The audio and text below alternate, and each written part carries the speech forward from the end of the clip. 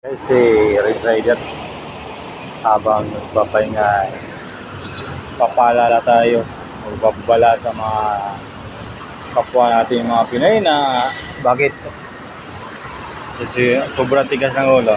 Kita niyo yan guys, ano, bawal tumawid. Tapos maliban dyan, yan po lang yung tamang tawiran sa unahan na ng roadwork 1 km ahead. Hindi na natin malakad, gusto dumiretso agad doon yung tatawid. Kaya po nga ginawa ang project na yan para sa safety natin ng mga naglalakad, lalo na yung mahilig tumawid. Yan po yung tamang tawiran. Kaya ugaliin po natin sumunod sa mga alala, babala o paalala ng ating mga kapwa Pinoy na nagpapatupad ng tamang kautosan o kaugalian.